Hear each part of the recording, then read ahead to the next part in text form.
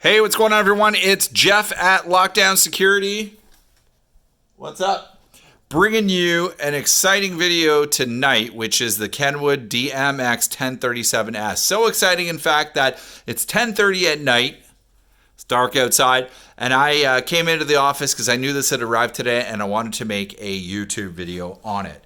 What is this? Well, what this is Kenwood's entrance into the floating head unit market. And as you can see by the gigantic box, it's right here, this is a big screen radio.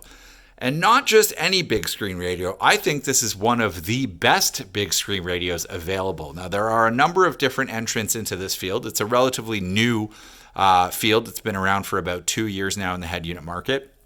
The originator was the Alpine Halo 9, of which there's 2 versions. Then came the Sony XAV AX8000, great radio.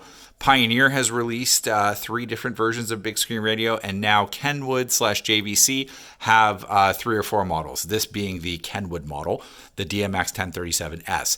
We will be doing a review on the DMX1037S's sister brand, the Kenwood Exelon version, but for this YouTube video, we're going to stick with this radio, and I think you're going to be highly impressed like I am. Now, this radio, I'll list off some of the base features, some of them being floating screen, large screen with a volume dial. Unbelievably, they were able to get the volume dial right in the center. It's amazing, and it's a really, really nice volume dial. It feels really good. It's got wireless Apple CarPlay, wireless Android Auto. As you can see on the box, it's got iDynamic Maestro support. It's got quad camera input, HD radio. It'll work with Sirius satellite radio.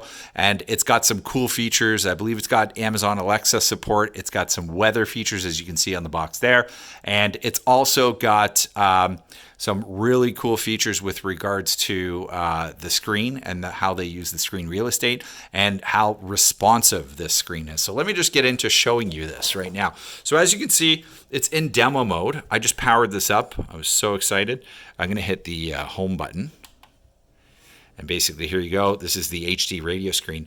Now, some of you are going to be like, what is this? Well, this is basically the rear camera widget. Now, for demo, I don't have a camera hooked up, but if I did, I'd be seeing the rear camera image right there. Look at how much more screen real estate I have. It's crazy. Now, if I hit the little widget button, I can change the widget. I can have my clock. I can have a compass. I can have EQ and subwoofer level. So this is your bass knob literally on the home screen. Kudos to Kenwood for basically putting that on there. Let's go back to home. I just went to the sound menu.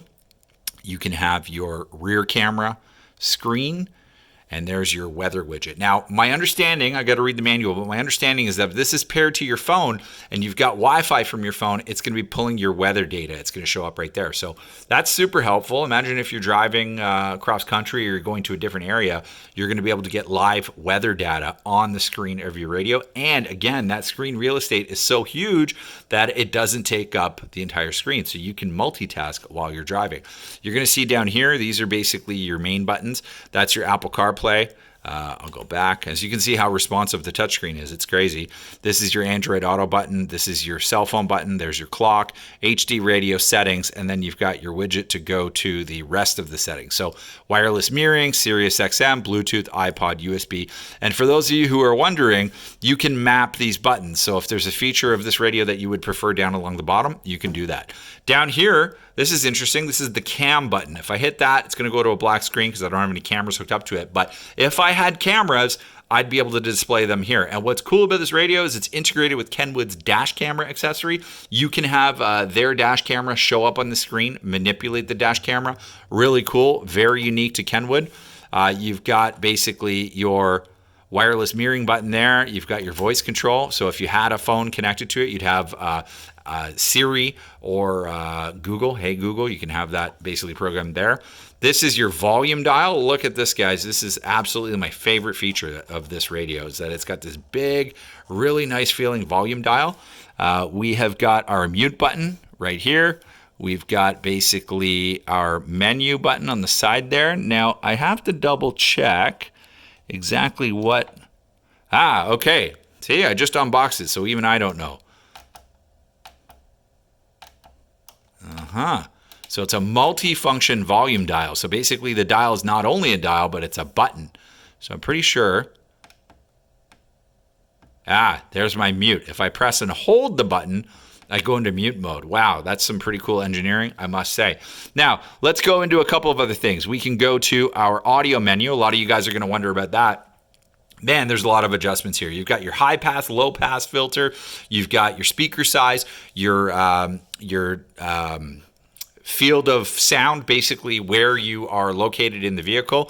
You've got your subwoofer control, you've got sound effect, audio memory, volume offset, fader balance, positioning. When I said field of sound, that's what I meant, was your positioning. You got your EQ level. So many different features here that you can adjust in the sound, which is absolutely amazing. I'll go back to setup. You're going to see essentially my Bluetooth setup, your Wi-Fi setup. Just look at how responsive this touchscreen is. Now, I am really, really liking this radio, and I'm going to really be impressed with the Exelon version, I think, because I don't know how they make this radio any better than what it is, but I'm sure the Exelon is going to hold some surprises and be even better than this one. But with that being said, here's your camera mapping. You can actually assign your camera settings. So right now we've got rear camera, front view camera. You can see, you can essentially map out which cameras are what. You can change the signal, HD, NTSC, PAL, mirror mode on or off. Let's go back.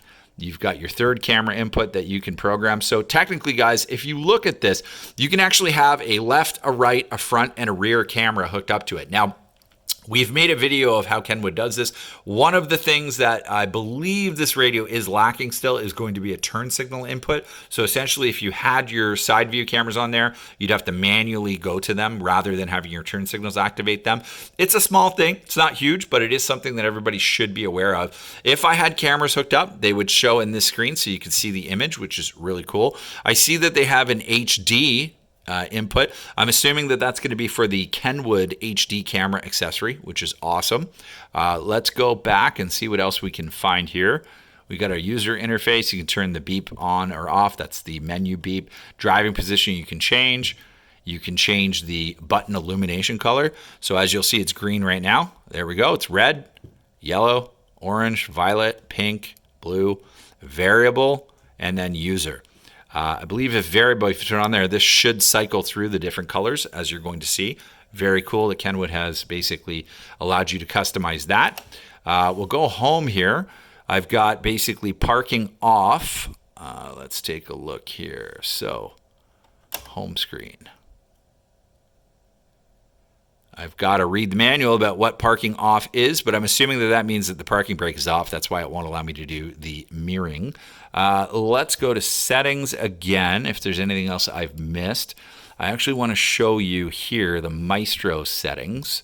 So I don't have a Maestro hooked up on this radio right now, a Maestro RR. Specifically, that's talking about iData-Link Maestro. So there are two versions of the RR. There's the ADS MRR, which is the first version, and then there's the ADS MRR2, which is the second gen version. Basically what those do, they allow you to integrate things like OEM amplifiers, factory steering wheel controls, OEM interface controls that allow you to do OEM interfacing such as gauges, as well as, let me hit this, it's going into demo mode, so I'm just going to go back here. As well as things like climate control if your vehicle supports it, and rear parking assist if your vehicle supports it. So that's right, you can have your parking sensors if your vehicle is factory equipped actually show on the display, which is really cool. The climate control is really cool. You guys are going to see this thing, radar detector. There are 2 or 3 different models of radar detectors that do integrate with the Maestro module, which would give you support on the screen for your radar detector information. Also, second gen Maestro RR, just for a heads up, will give you controls of different accessories. Let's go home again, and I will go back and talk about this. You can actually control things like lighting panels, 4x4 lights, that type of thing, directly from the touchscreen using the Maestro RR2. This radio now has firmware for that, or it will very shortly, which is absolutely awesome. Now, what we're going to be making very soon, we're going to be making what we call the floating head unit shootout video. So we're going to be comparing this guy to the Halo 9, to the Pioneer Next series, the 7600, the 8600, the Sony XAV AX8000. We're going to help you guys choose which one you would want to go with. But I have to say, if I had a choice right now, I think This is my new radio for my truck. It is so cool. It looks cool. And that volume dial is so awesome. I am very happy that they brought that back. Now, I know this is a long video and I can't hide my excitement. I do want to show you guys one other thing, and that is the rear of this radio. So here we go. We've got one of the cool features, which is an actual HDMI input right there behind this guard. So there's a full-size HDMI input back there. That means that you can do things like plug in an iPhone or an Android phone and mirror it via HDMI. We've got our GPS antenna input. We've got the dash cam input, our Maestro input, the power harness. We got front, rear, and sub front, rear, and sub audio inputs.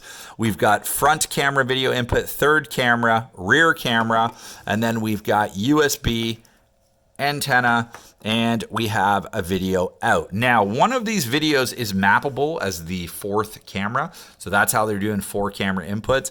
And what else do we got here? We got a 3.5 millimeter AV in. That requires a proprietary Kenwood cable. You got a cooling fan at the back, and then for those of you who are also wondering, what I really like about this radio is check that out. It's a double DIN chassis. Now, all the other floating radios on the market are single DIN, which makes it easier to install in some cases. But the problem is you got to remember to fill the gap, i.e. you got to put a pocket in on those. This radio, you have a full double DIN full double DIN chassis. So you don't have to worry about filling the gap. You don't need to order a pocket. Now, you're going to take a look, see how far that screen sticks out. I will admit it does stick out quite far, but what are you going to do if you want a super huge video screen? Man, look at the resolution on this guy. Super excited about getting this in my vehicle. I think we're going to sell a lot, and I think you will not go wrong if you choose the Kenwood DMX1037S or the Exelon version or even the JVC version. They've got JVC versions of this radio out as well. We will put a link in the description below to our website where we're going to have this product for sale. If you like this video, hit the like button. If you could subscribe to our YouTube channel, it does go a long way to help us make more videos like this in the future. Shout out to Casey Neistat. He's my inspiration for having a camera on my door. I can actually see people who are coming up to the door, which is pretty cool for those of you who are wondering what that is. And that pretty much concludes this video. We hope you enjoyed it. Again, hit the like button if you could. Subscribe to our YouTube channel. It goes a long way to help us make more videos like this in the future. And we will look forward to making that shootout video, and we'll make another YouTube video when this is installed in my vehicle. Thanks for watching, guys. Enjoy.